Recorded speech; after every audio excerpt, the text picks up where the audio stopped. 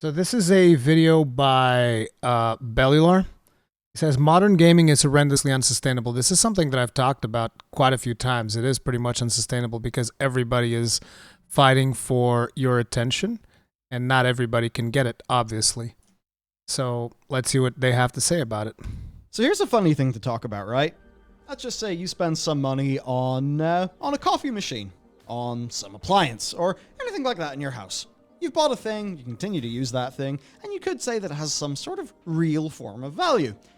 Now, what's beginning to happen is more and more we are spending money in things that don't exist, but they sort of do exist within the games that we play.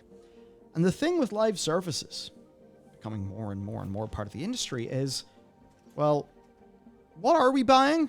And is that investment real? And can it? We're buying absolutely nothing. I mean, isn't that the way that it goes? We buy absolutely nothing, and we get absolutely nothing, and then eventually the games go the way of the dodo, and we lose everything that we have. Most of the online games that we've invested a significant amount of time into, or even a significant amount of money into, whenever they go the way of the dodo, we pretty much lose everything. That's just the way it goes. That's the way of the world, which kind of sucks, but yeah, that is the way. That do be the way it be. Right, team? That's how everything goes down, which kind of sucks, but yeah.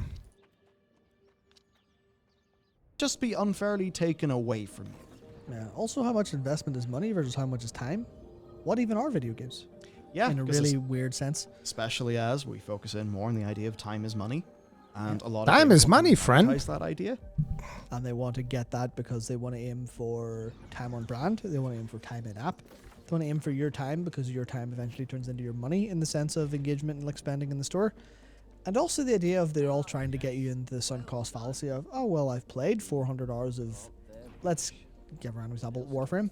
I've played 400 hours of Warframe. I might as well play that continually because if I stop, what was it all for? That is the thing. Yeah, you have a sunk cost fallacy almost. That is the sunk cost fallacy. It's like the more time you invest, the harder it is to stop. I kind of feel like the original and best example of this is actually World of Warcraft, right? Because we get so hooked on World of Warcraft. I mean, case in point, we've been talking about it quite a bit today. You get so hooked on World of Warcraft that you end up having that sunk cost fallacy. And I actually would say that Bellular and Matt are prime examples of that because they never even stopped playing World of Warcraft for like a significant amount of time. Keeping you in the game. I mean, how many people keep themselves in an MMO when they're absolutely seething and don't want to be there? Yep. But it's like, my identity is that I'm here. My investment of my time and my investment of my personality and my social links are in here. I'm not enjoying this game, but I'm too deep in the hole now. And pretty it's much. with this in mind that we have some live services to talk about. One of them, of course, you could think about is Anthem. All right, that's one that I think did hit most of us. I played the bloody thing, unfortunately. What do you mean, unfortunately? Why is it so unfortunate that you've played Anthem? It's like, I get it. It's unfortunate because it's not here anymore, but the time that I've played Anthem, I enjoyed it. I enjoyed the gameplay of that game. The flying around stuff was actually awesome. Kind of sucks that it's dead, yeah. That is a problem. But the time that I spent playing the game, I enjoyed it. Obviously, EA had no idea what the fuck they were doing. EA or BioWare, whoever was leading the live service portion of the game, they had no friggin' idea what the hell they were doing, which is unfortunate. But, the actual gameplay of it, I thought was pretty friggin' solid in my opinion. But what's it like when that investment vanishes? And we have a perfectly timed example of this for today's video. Yeah. And that is Babylon's Fall. Now, More like Babylon's fail, am I right? Us talking about Platinum making the post of, hey, Babylon's Fall, we're here for the long run. We're going to stick by this game. It's going to get content support. True story, bro. No. So this is a $60 game that released in March 2022. Not 2021. 2022. Just really a few months ago.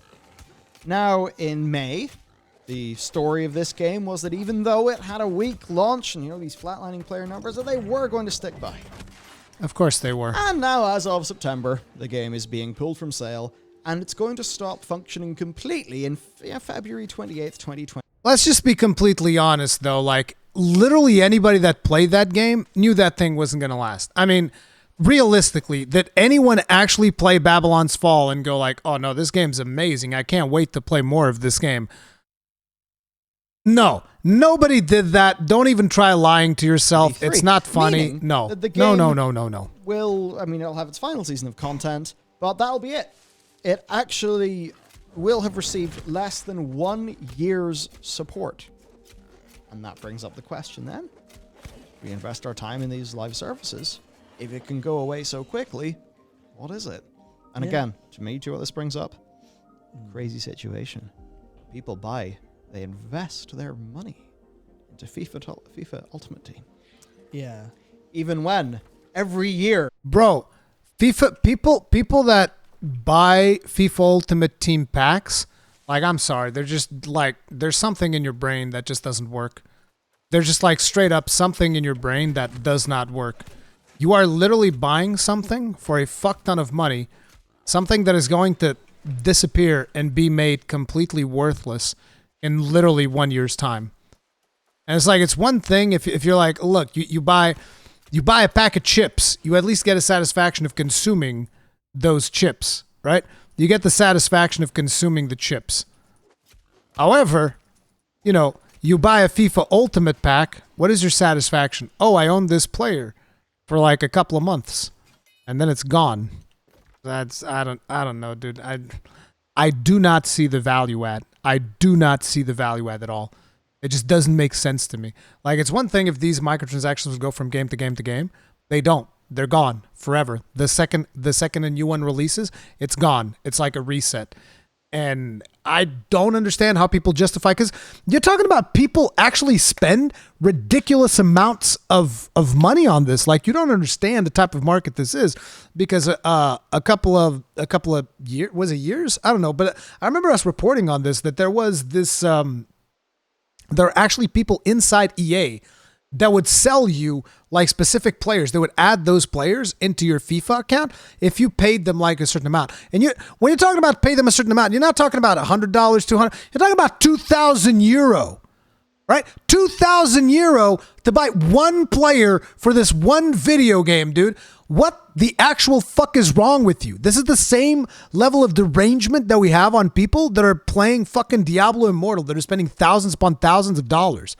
And before I get any of those fucking idiots come up to me and tell me all about, why do you care, bro? It's not your money. I care because you spending the money on the video game is going to make every other publisher want to make more video games like that. And I don't want to play those fucking games. All right? I don't want to.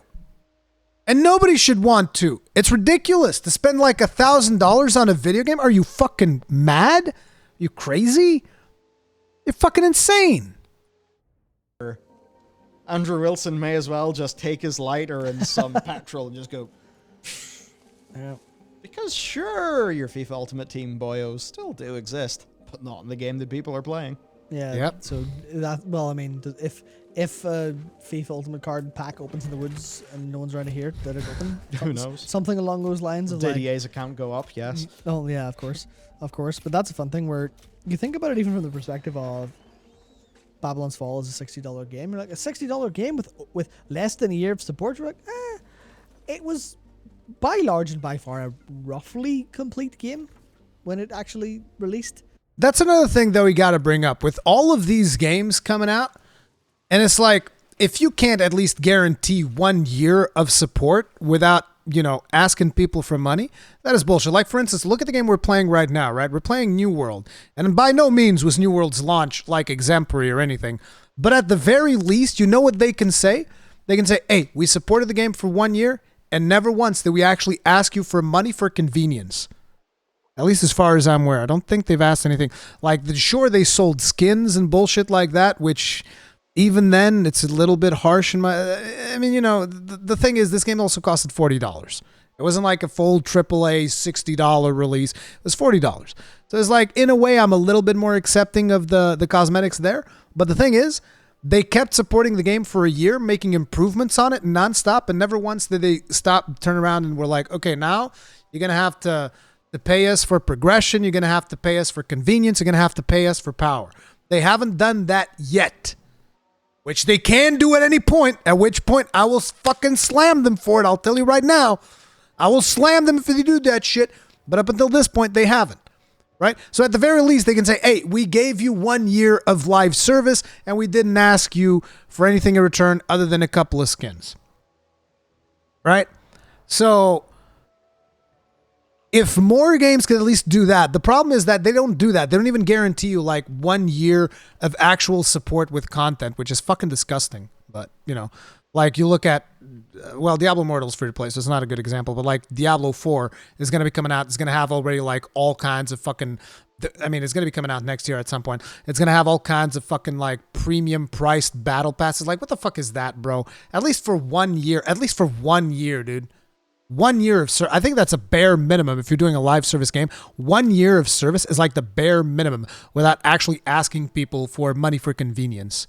It was just kind of Unfortunately, nobody so that's does fine. it. Where you're like, maybe that's not the problem to like focus on. Of like, oh well, because then it comes into the realm of, oh well, if you paid $60, how long are you entitled to support a game for? Yeah, exactly. 1 year. And this like, well, I paid $60 for a game. Sure, I'm going to play it forever. The point is that they were selling you stuff in the store in the game. So where was that going? Yeah, do you know what? You're buying stuff day one, going, well, you're under the illusion that you're going to have this for a long time. I'm buying the games are separate to this, I think, because of the way it's monetized. But it's just, yeah, you buy this, you'll have it forever. Yeah. But would you, as an example, would you go into? I mean, this is a bit of a weird one because real world stuff degrades. But would you go into a shop and buy some clothes that had a label on them saying this will self-destruct in 11 months? Likely not, because you'd imagine you'd wear it for longer than that. Well, maybe not in the realm of fast fashion, but yes, Well, absolutely.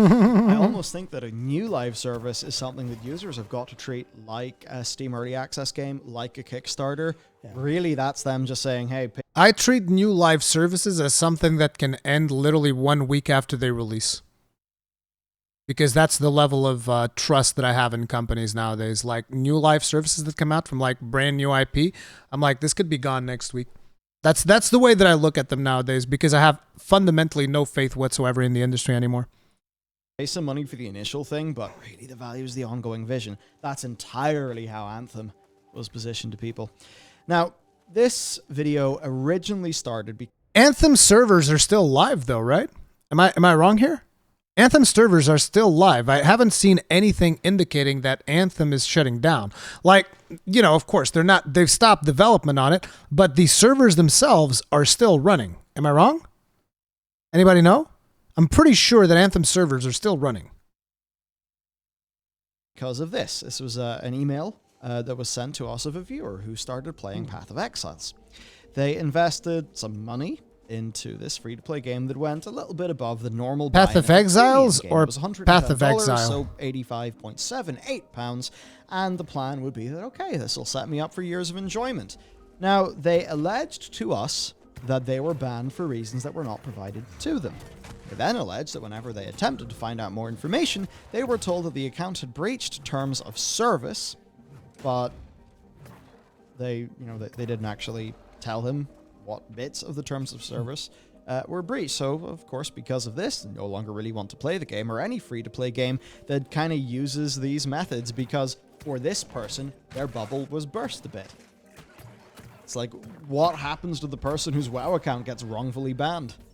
I can't get Tough titties. overturned. Gone.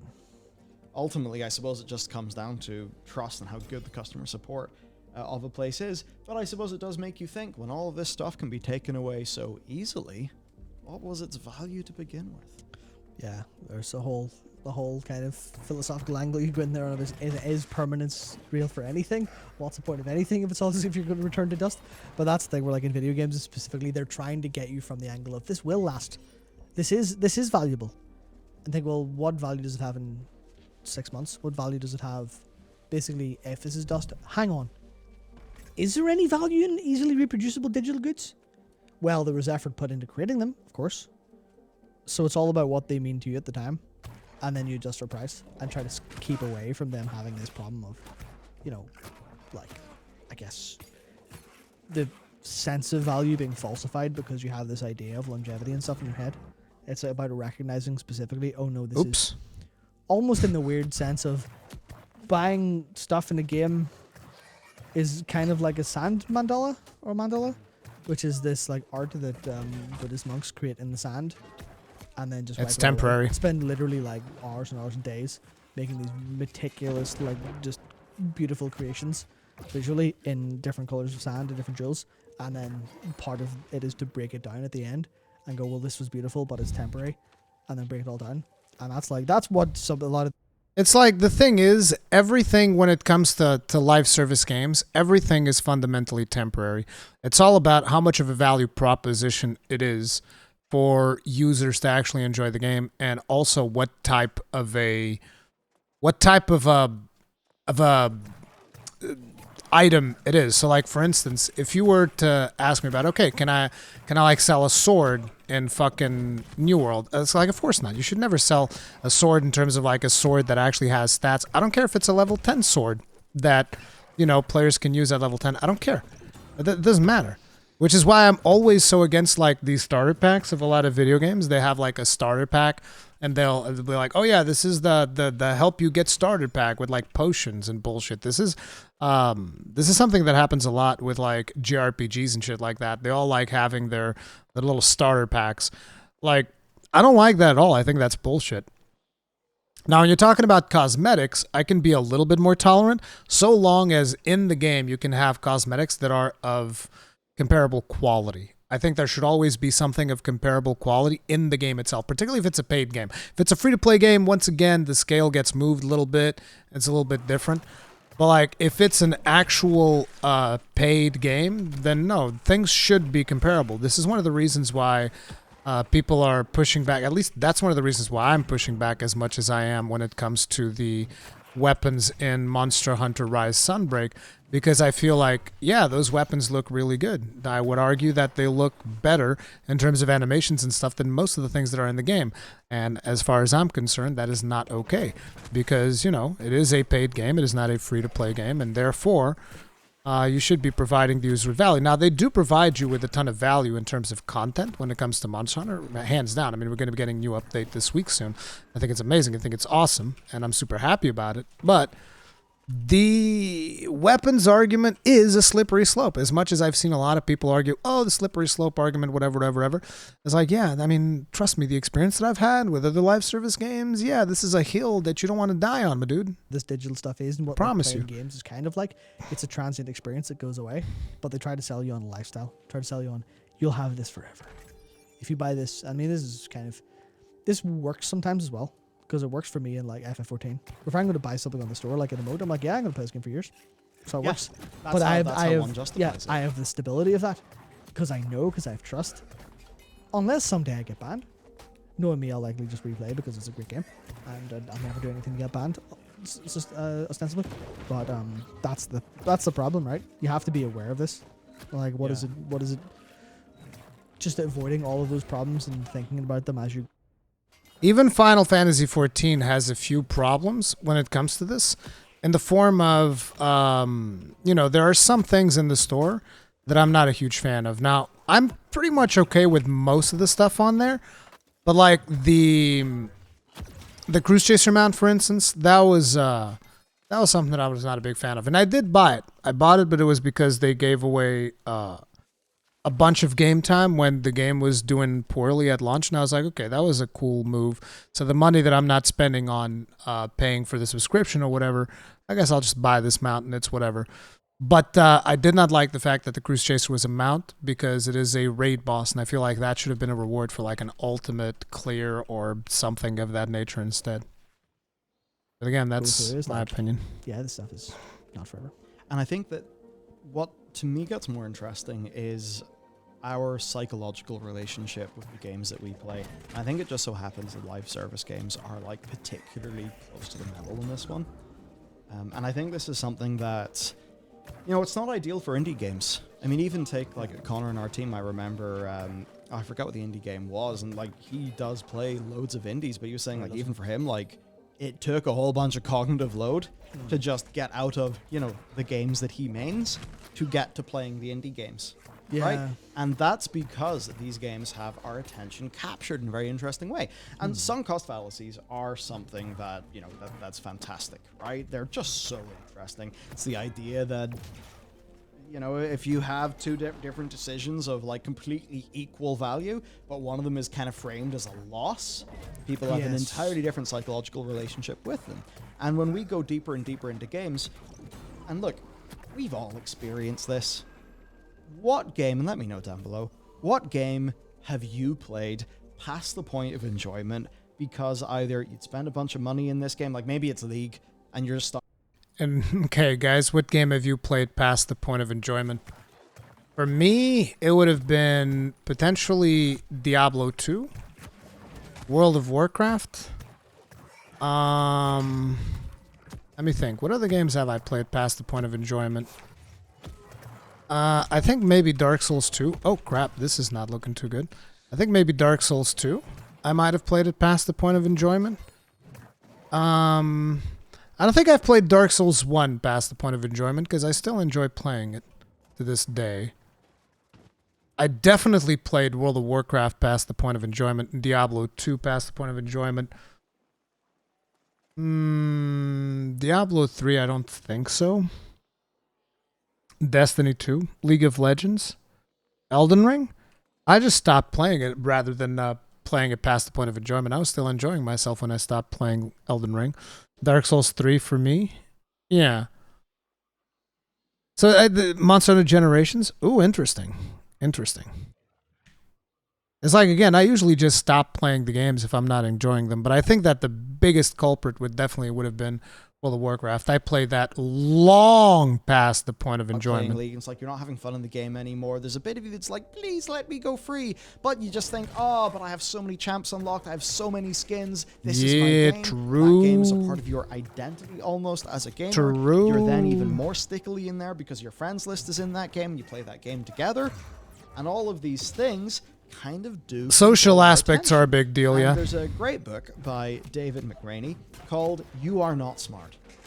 And I think it is That's very rude. incredibly important for people to realize in a way, and I don't want to get into some sort of, Sam Harris style discussion about the true nature of free will. Do you have it? Do you not? Were you always going to do the thing that you do and, you thinking that you could have done anything else is merely a thought, but you would have always done the thing that you did? The answer is Who yes. knows? The answer is yes, because believing otherwise is not going to be good for you. Yeah, so That's the like, pragmatic approach I take. It is all just a form of, Yeah. craziness, but it is very interesting to think about all these things. Now, he summed a lot of this up years ago when talking about Farmville. Now, this may be something if you're younger than me and Matt, or older than me and Matt, actually, that will have skipped you by. But when Farmville came out, we were about like 14, 15 years old. And that would mean that in the same way that kids playing Fortnite would call each other defaults for not having a premium skin, actually, there was Farmville competition. There was a degree of Farmville competition for, some people in school. It might be shocking to you, but it was a thing. And that is shocking. Your neglect of your farm has consequences. If you don't return, your investments die. You feel like you've wasted your time, your money, and your effort. You must return days later to reap the reward and the time and the virtual money that you're spending. If you don't, not only do you not get rewarded, but you lose your investments. Right? It's like you're invested in WoW. Do your weeklies. Yep. That's exactly Halo, what it is.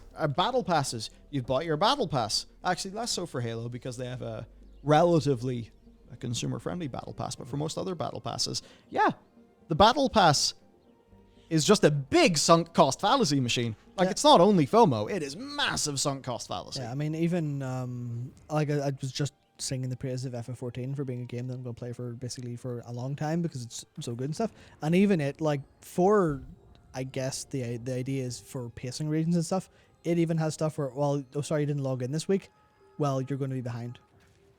And that's kind of, you have to keep up with the Joneses, and there's a thing of...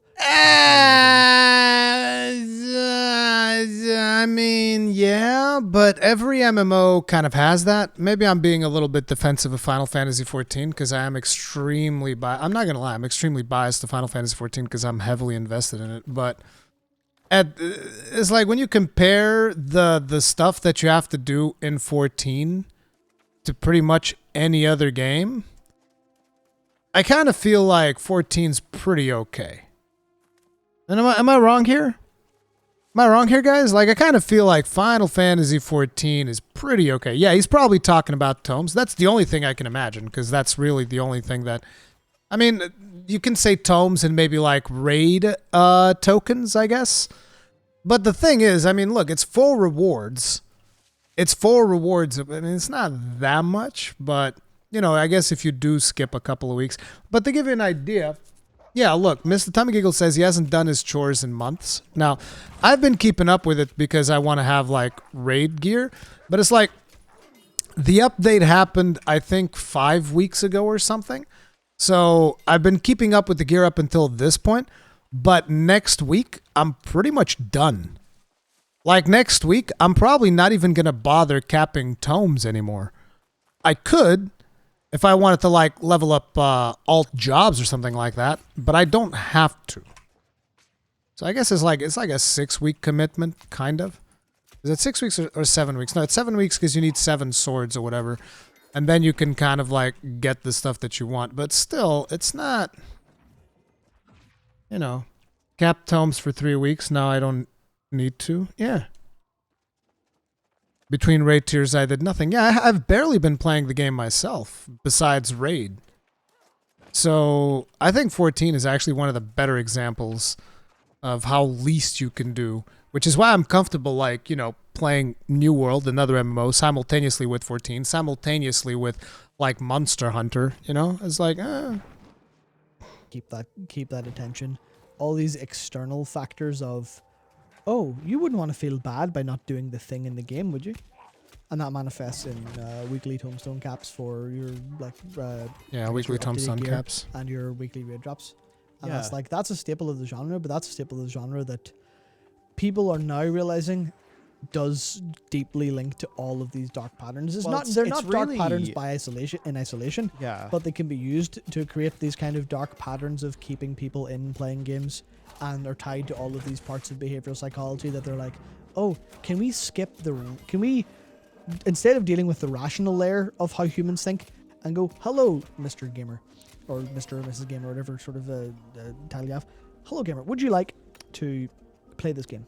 This game has X features, it is Y hours long, and here's maybe, you get to play it as a demo, or here's like Z where there's all these people who are, enjoying it, here's reviews from people. Would you like to play it? Have a think about it. Think it through, feel it through, and then give us your money. And then you'll go home and play it, and hopefully have a good experience. You'll come back for the next one. That's like engaging with like the rational layer of people. And, I would say that's like good faith stuff. Where you go, hello, product, yes, seems good, great. But there's like the skipping that and getting to behavioral psychology, getting to the layer below is what marketing and advertising is good for, where it's like, no, how do we get to the lizard brain? Because... the rational layer on top is going to have all these defenses built up and go, yep, maybe that product's not for me. Maybe I don't want to play it this week. And then they're trying to skip that thought. Basically trying to hack your brain in the sense. Trying to get through all the defenses to go to the behavioral psychology layer and go, well, how can we make you feel like this of your own inclination? How can you skip the rational element of your mind? Oh, it's by sunk cost fallacy. It's by loss aversion. It's by all of these little tricks and things that people have discovered scientifically over the years and are starting to learn holistically because they're trying them and they're seeing what works. It's like the iterative game design, but they're iterating on dark patterns as much as they're iterating on actual good games. And in fairness, some things like, your weekly caps and MMOs, sometimes those don't even arise for the FOMO reason. They arise because a developer's like, well, the people who know life will get so much more ahead, this will unbalance our game. Yeah. So a lot of these things are at work.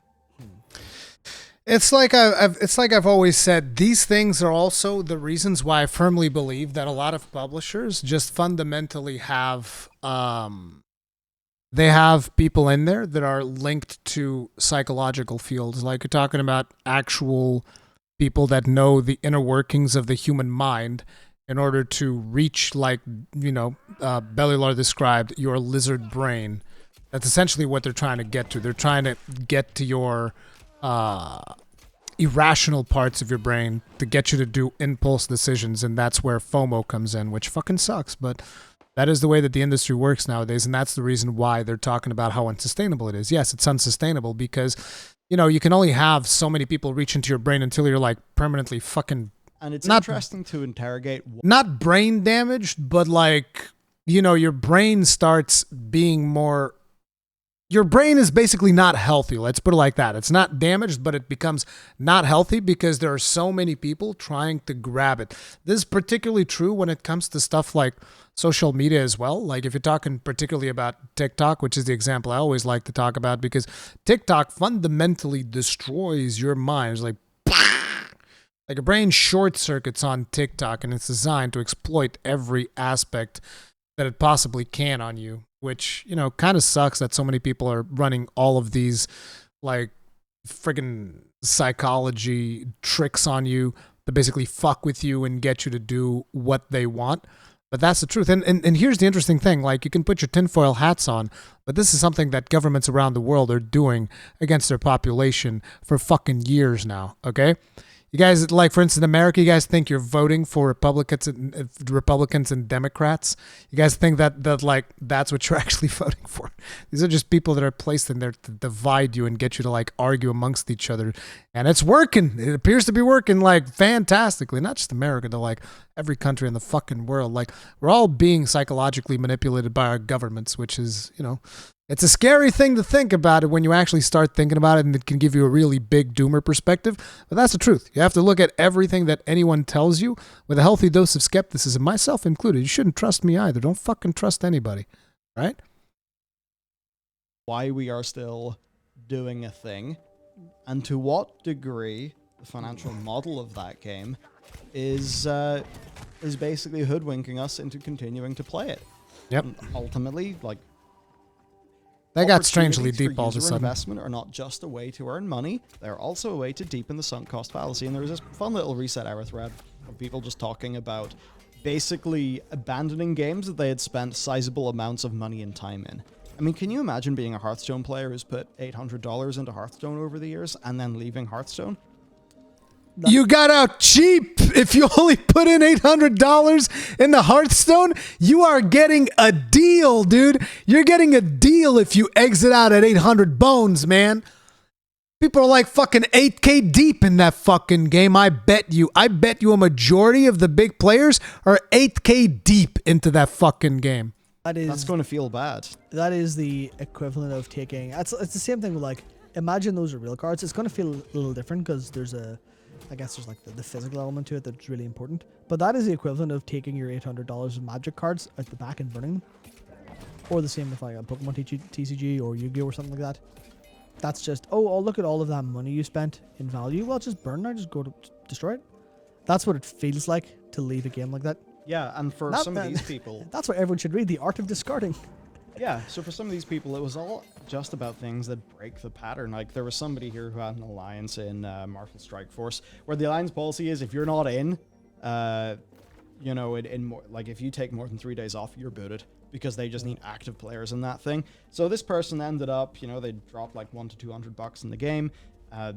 They were kicked out of their alliance. They ended up quitting cold turkey, and that was enough for them to get the psychological break.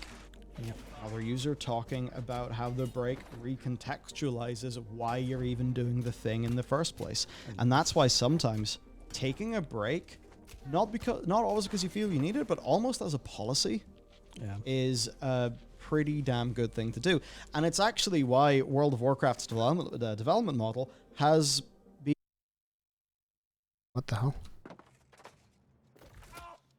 been so ill-fitting to it compared to the FF14 model, where there's just more, frequent patches going on in FF14. There's usually more things to do, whereas in WoW, they start to get very slow with their patch cycle. And what that does is that's called a content mandated break from the game, which means that, your players have ran out of something to do. Now it's time for them to evaluate why they're even there, because they're naturally getting a break. Yep. So even for Blizzard, it's like, hey guys, it would make a lot more sense if you have a patch every 2 months. Yeah, because You're going to give people less times to recontextualize the game. Yeah, and I think everyone's felt. Like, Bellular, what are you doing? Why are you telling Blizzard, hey, guys, you should make sure to keep your players addicted? What the fuck? Bro. What? Let people take breaks. This is a healthy thing. All right? This is a healthy thing. Let them take breaks. Like, they're saying stuff like, oh, you know, Final Fantasy XIV has more patches in order to keep people hooked for longer. It's like, I don't necessarily agree with that. I actually, because, you know, Final Fantasy XIV actually encourages people to take breaks. Hey, take a break. It's fine. You're good. Okay? There'll be more content. You can come back later. Like, I don't know about that. Felt that, right? Especially when it comes to, and I'm not going to do it in depth because I already yammer on about too much, but like the extrinsic versus intrinsic stuff, where you can be playing a game and you'll achieve an award that you're working for, and then you'll just kind of like some part of your rational brain kicks in and goes, right, let's do a little survey of what's going on here. What the hell are you doing? Why are you playing this? And that actually hit me when I was leveling in Wrath Classic there in the pre-patch. Again, what was it? It was a couple days ago, maybe last week. I was genuinely like kind of enjoying the game, but then I hit a wall where I was like, I kind of wasn't getting the regular leveling progress because I hit the midpoint of like the level 35 on like calendar, and I kind of ran out of quests to do, and I was flying around trying to look for something to like quest, and I kind of lost the leveling flow. And then I was talking on Discord with a couple people, and I was like, I think we're talking about F14 or something, and I was just thinking, why am I playing this? And then like basically whatever happened, the rash.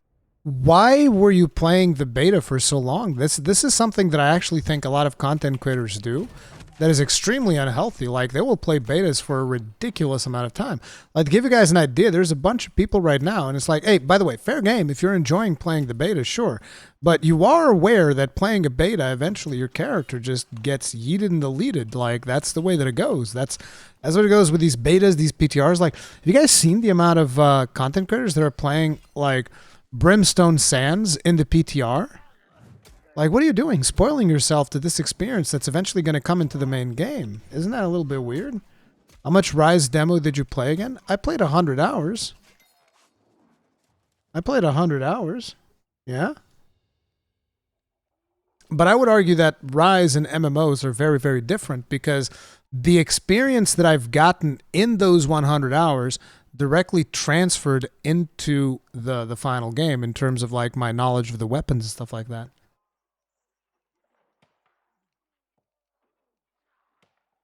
Whereas I kind of feel like you don't get that much out of a PTR from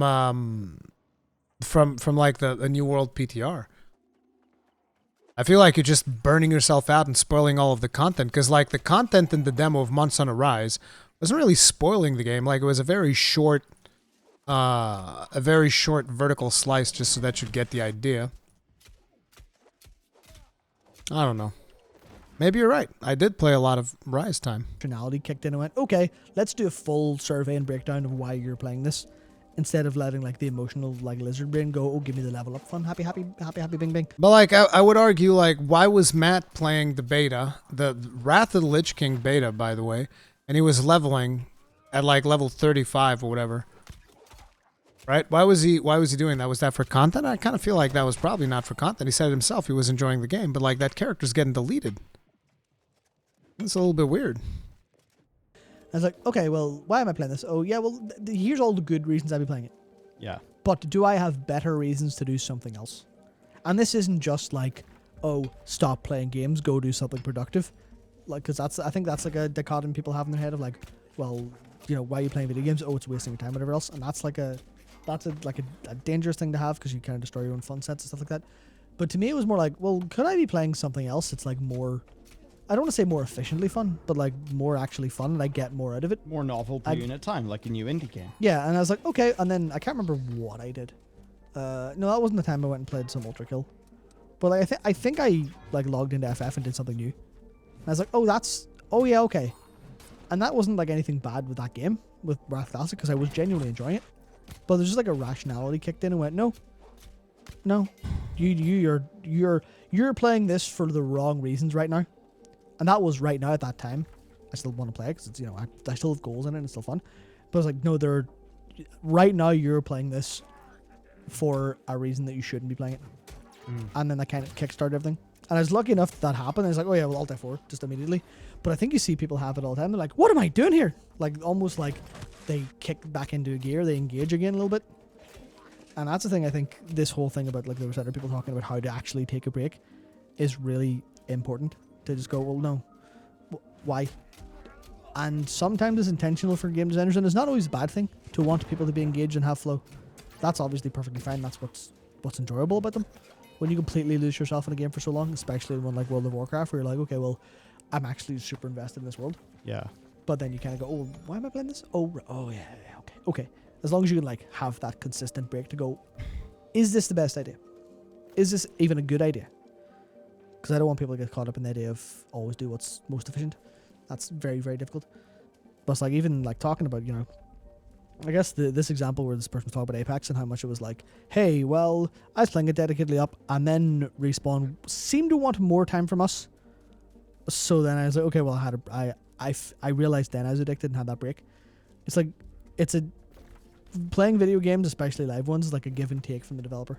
Yeah. Especially live services where they want your time on brand because they know it turns into more money. It's a little bit different if you're playing something like, I don't know, just like a one-off RPG and you're playing the shit out of it. And you're kind of like having a little bit of or spending a little bit too much time in there. That's a little bit different because it's like not really the developer's fault per se. They have nothing to gain from it. It's not like a particularly evil thing there. But it's something to kind of be aware of. To go, well, what is investment? Especially in the realm of live services. Because they know they want that now. They know they want that, they want to target it, and they want to just siphon all of your time. Which is... Yeah, it's I think yours that as to we- control. As we have this realm of like everything's a multiple 1,000-hour game, Yeah. that's what's getting invested in. Yep. There's something to be said. I think there's a serious concern when it comes to this about mostly, and this is like my biggest concern when it comes to this particular topic, is just like how much psychological trickery is being done to fuck with your head. That's like the biggest thing, because we're at a time where it hasn't actually been properly studied, the psychological effects of these tricks that they're using on us, right? Like, for instance, imagine like a scientist is trying to test a new drug on you. You know, they don't know. Like, you know how there's these trials, like these clinical trials that people do where they just like, they'll pay you and you go in there and you're a guinea pig, right? The reason they do that is because they want to know what are the long-term effects of a certain medicine or something like that, right? The problem with that particular situation when it comes to video games is that when it comes to video games, there's no actual control of what the fuck is being done in terms of psychological manipulation right now. There's no control whatsoever. Only now we are coming up to the point where it's like, hey, loot boxes are actually pretty fucking bad. Like, video games have existed for since the fucking 80s or something like that. It's like only now we're starting to look at it and be like, hey, there's some fucking psychological nonsense happening here. Imagine the stuff that we're not even looking at, the stuff that keeps us playing video games, the investment, all of this stuff that we're talking about, sunken cost fallacies, all of that, and the actual negative effects that such things can be having on our brain, because nobody's really studying this. I mean, there might be some people studying it, okay? So there might be some tangential study going around and whatnot, but there's not a whole lot of research being done in that, is the way that I feel. And it's like when you have all of these publishers basically utilizing all of these cheap tricks in order to extract more money from you, in order to extract more time from you, do you really think that a lot of these companies have your best interests at heart? No, they're like, hey, man, hey, if we do this, by the way, we can get people addicted, because they have their psychological departments that are psychoanalyzing what's the best way to get you to play a video game for longer and longer. And they're like, yeah, we have this thing, but the problem with that is that if we do this, this might actually cause this person to randomly piss themselves because we fired off some weird neurons in their brain. You think that anybody's in there is going to go like, oh, wow, we really shouldn't have people pissing themselves. They're going to be like, well, pissing themselves isn't really going to, loss of bladder control doesn't really mean that they're going to stop putting money into our game. It also doesn't mean that they can prove our game caused it. So do we actually care about people losing bladder control as a side effect of the psychological manipulation that we're employing in our marketing campaign and our gameplay design and all of this stuff? No, then we don't give a fuck. We don't care. Doesn't matter. Can they trace it back to us? No, too fucking bad. It looks like somebody's going to have to buy a diaper a little bit earlier in their life. It is what it is. Like, that's the way that these companies operate. That's the way that they think about this stuff. At least from my personal experience with a lot of these video games, man. That it's just trying to dig us all into a sunk cost fallacy hole to the point where, yeah, like, you're not engaged in... There's good reasons why you spend your time in something, but there's also like the more dark reasons why you would spend your time in something where, you feel like you're less able to exert control over yourself, and ultimately that is your responsibility. But we undoubtedly have realized in the modern world as things are so much more engaging, and it is a constant mental assault of advertising and people trying to get something from you, that it's harder and harder to do that. And ultimately there's a lot of one's well-being that I think does end up being at risk. There, right? It's like we could talk in very big terms about your well-being as a human, but we could then also say your well-being as a gamer who's played loads of games, enjoyed loads of experiences. Something to be said there as these big behemoths come in and, whether purposefully or not, use all the tricks in the book. Especially in the realm of where we see Assassin's Creed Ubisoft trying to go Assassin's Creed Infinity. Infinity means how long you'll be spending playing this game. And they're fuck essentially Ubisoft. going, well, here's loads of If different little only Assassin's Creed I could experiences be you can so have. grossly That's fine. But as incandescent. soon as it becomes, oh, you Yeah, want to for the great grind for video, it, or Rurikhan, you are the best, and have a make sure you great do it in day. your terms. Thank you very much for being grossing this for 2 months, Kazonix. Tip of the hat. Appreciate the support. Thank you. And yeah, they're basically iterating on some of the stuff that I was talking about, how, companies just don't care about this shit. They don't care. They don't give a fuck. Like, yeah, dude, fuck you. And you were saying, like, they care about it if it's lethal. They care about it if it's lethal if they can get caught. Like, I'm not even joking. Some of these companies will be like, okay, so our research shows that, 1 out of 100 people will commit suicide if we employ this particular psychological mechanic. You think they'll not use it? Hell, it's probably, if it was 1 in 10, they'll still fucking use it. They don't give a fuck. It's like, can it be linked to us? No. Okay, destroy the study. Delete every evidence of that we've made this study and employ the psychological tactic. That'd be the way that they operate. And you think they wouldn't, but they do. Like, nobody cares. Think anybody cares? Anybody gives a shit about you? They don't. Because if you do it on their terms, you just are their digital serf now. Yeah. More or less. And it's funny you talk about well-being, because I just wanted to highlight.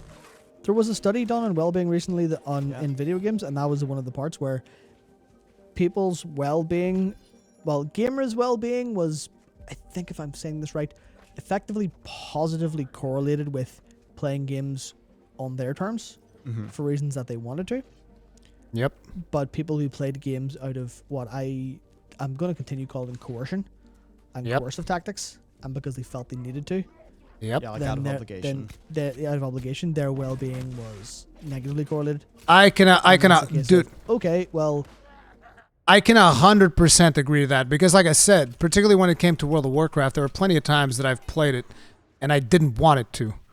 There were plenty of times that I played World of Warcraft and I didn't want it to. And that definitely had a negative effect on me. Not just World of Warcraft, like other games as well. But there have been plenty of times where I've played other video games that when I don't feel like playing them, just because there's some part of me that's like, oh, I have so much invested in this game. I have to do this, have to do that. And I can definitely feel a negative effect. Like, I just feel bad. I just feel worse than I felt before actually playing the game, which is a bad thing. This is one of the reasons why I usually don't get caught in the trap of just playing one game and one game alone, because that is a bad idea. Let's just put it like that. It's like you just playing one video game is not I mean, here's the thing. If you're having a blast playing that video game, that's one thing. But the problem is a lot of times what ends up happening is you're playing that video game and you're invested from a psychological standpoint, but you're actually not invested from a having fun standpoint. And that is actually very, very, very, very, very, very, very bad for you. And this is why I've taken as long World of Warcraft breaks as I have. It also must be why I'm also missing World of Warcraft as much as I have. Hey guys, I should play Wrath of the Lich King, right? I should do that. I mean, that's one data point, and it was a reasonably small survey, but it was real data. And I imagine, you know, there's a version where you look at science and go, well, you know, well that doesn't necessarily prove it, but if it lines up with your gut feeling, then there's and your, you know, what you see and experience, if you're analytical enough a person, it's probably worth considering as close enough to true. That's a bit dangerous in some cases, but it is that case. Well, I mean, yeah, it sounds about right. So let's operate under the assumption that it's right. Just a very loosely held assumption, but an assumption, which is play video games because you want to, not because you feel you want to. Yeah, so I guess like the parting thing. Hey, I want to play Wrath of the Lich King. You experience this, like, you know, do you have situations where you have just been completely screwed and you've realized, oh, that was just a bunch of licenses and like shit that I have in a digital account? Like, so have you been screwed by a live service where you felt like your investment has literally been destroyed?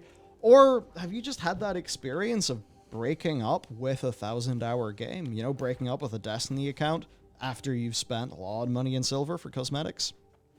Like, how does that feel? Because, to be honest with you, I don't actually have a game like that. I mean, it would be World of Warcraft if I quit. Yeah. But other than that, nothing super major, thankfully. But I'd never be the person that would play 4,000 hours of Path of Exile and buy multiple things every season. Yeah. League of Legends is mine. I don't particularly have a bad recollection of that because I enjoyed the game for the vast majority of it. I definitely played too much, but that was my fault, not the game's fault. I won't hold it against the game for being particularly engaging. Especially because it doesn't really have many dark patterns to help you play outside of it being a really good game a lot of the time. You could talk about like the whole dopaminergic like ranking increase and stuff like that, but that's kind of like that's fair. That's there for a reason. It's not necessarily dark, but that was like there was a point in my time where I was like, yeah, I'm not going to play League of Legends very much anymore. Like, well, was that about 600-700 quid over many years?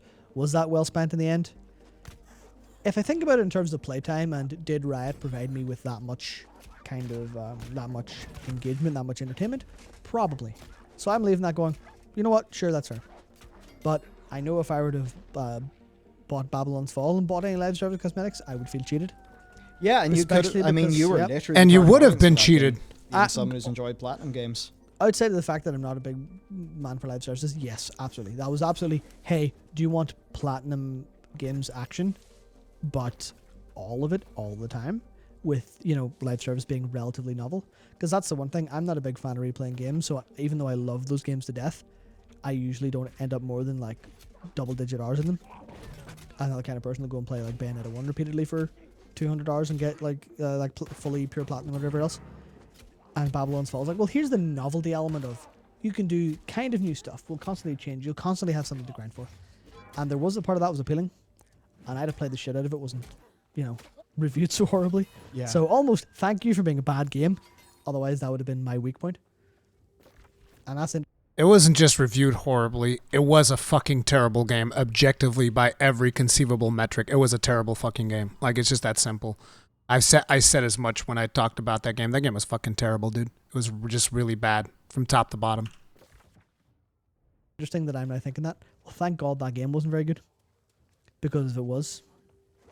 Well, if it wasn't, maybe it wouldn't have been cancelled because people Well, would have yeah. actually played it. But Yeah. I understand the point, and that's the weird thing about these big live services. They end up basically just saying, hey, spend $60 on our bet. Yeah. And if enough of you do that, there'll be more content. It's almost, to me, it's almost the same thing as like you see on like ads for alcohol, you see ads for gambling. It's like for gambling, it's when the fun stops. I think that's something that video games need to like start doing, especially ones like the ones that are particularly predatory, like gacha games. It should be. I mean, they are quite literally gambling, but like when the fun stops, stop. That's like it's really kind of cringy motto, but it works. It makes sense.